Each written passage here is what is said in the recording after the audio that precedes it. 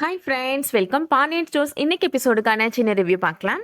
மீனா செஞ்ச மோமோஸை எல்லாருமே சாப்பிட்றாங்க. வீட்டில் இருக்க எல்லாருமே செம்ம டேஸ்டா இருக்கு அப்படின்னு சொல்றாங்க. நீயும் சாப்பிட்டு பாரு ஜீவா அப்படின்னு சொல்றாங்க. ஜீவாவும் சாப்பிட்டு பார்த்து உண்மையிலே செம்ம டேஸ்டா இருக்கு மீனா அப்படின்னு சொல்றாங்க. கண்ணன் சொல்றாரு, அப்படியே நைட்டு சாப்பாடே எடுத்துட்டு வந்தீங்கன்னா சேர்த்து சாப்பிட்டு முடிச்சிடலாம் அப்படின்னு சொல்றாரு. ஜீவாவுமே ஆமா மீனா, நீ போய் சாப்பாடு எடுத்துட்டு வந்துரு அப்படின்னு சொல்றாரு. மீனா சொல்றாங்க, நைட்டுக்கெல்லாம் நான் சாப்பாடு செய்யல, இதுதான் நைட் சாப்பாடு அப்படின்னு சொல்றாங்க.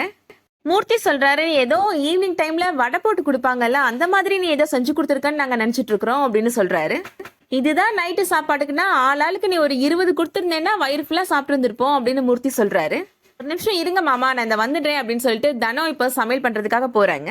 மீனா ஐஸை ஹெல்ப் பண்றதுக்காக கூட்டிட்டு போறாங்க. நிமிஷத்துல இட்லி அவிச்சிடலாம், அந்த சட்னிக்கு தேங்காய் துருவு அப்படின்னு சொல்லி மீனா கையில கொடுக்குறாங்க. மீனா சொல்றாங்க, என்னக்கா ஆளாளுக்கு 8ன்னு கணக்கு பண்ணி வச்சு அதுவே பத்தலன்னு சொல்றாங்க அப்படின்னு கேக்குறாங்க. தனம் சொல்றாங்க, எல்லாரும் கடையில அவ்வளவு கத்தி வேலை பாக்குறாங்க, மூட்டை தூக்குறாங்க, வெயில் அலையிறாங்க, அவங்களுக்குலாம் இது எப்படி மீனா பத்தும் அப்படின்னு சொல்றாங்க. அடுத்ததான் ஐஸ்வர்யாவோட பியூட்டி பார்லரோட ஓப்பன் செரிமனி தான் காமிக்கிறாங்க. ஐஸ்வர்யாவோட சித்தி சொல்றாங்க, விருந்தாளியெல்லாம் வந்துட்டும் வீட்டாளுகளை காணும் அப்படின்னு கேக்குறாங்க.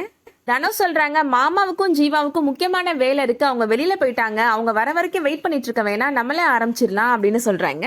கண்ணன் சொல்றாரு, அண்ணனுக்கு அடுத்து பெரியவங்கன்னா நீங்க இருக்கிறீங்களா, நீங்களே ரிப்பன் கட் பண்ணுங்க அப்படின்னு சொல்றாரு. தனம் இப்போ ரிப்பன் கட் பண்ணி கடையை ஆரம்பிச்சு வைக்கிறாங்க. தனத்தோட அம்மா சொல்றாங்க, நேத்து வந்து பிள்ளைலாம் எவ்வளவு தெளிவா பொழைக்குது பாத்தியா அப்படின்னு சொல்றாங்க.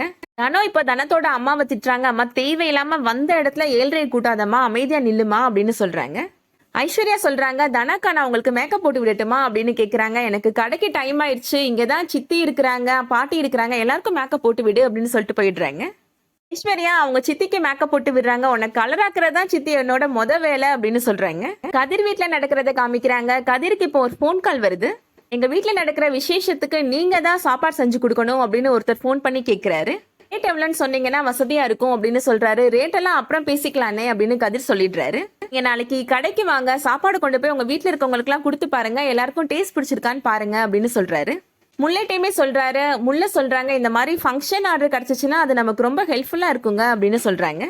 அடுத்ததா மூர்த்தி கடையில நடக்கிறத காமிக்கிறாங்க. மூர்த்தி சித்தப்பா இப்போ ஒரு கான்ட்ராக்டரை கூட்டு வந்திருக்கிறாரு. இவர் இடத்த வாங்கி வீடு கட்டி விற்கிறவருப்பா அப்படின்னு சொல்றாரு. நம்ம வீடை விற்கணும்னு சொன்னல, அது விஷயமா தான் பேச வந்திருக்கிறாரு அப்படின்னு சொல்றாரு.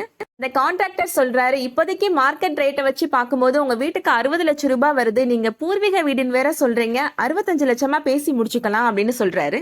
மூர்த்தி யோசிக்கிறாரு. அதோட இன்னைக்கான எபிசோட் முடியுது. இன்னைக்கு எபிசோட் உங்களுக்கு பிடிச்சிருந்துச்சுன்னா லைக் பண்ணிக்கோங்க. சீரியல் அப்டேட்ஸ்க்கு நம்ம சேனலை சப்ஸ்கிரைப் பண்ணிக்கோங்க. தேங்க்ஸ் ஃபார் வாட்சிங்.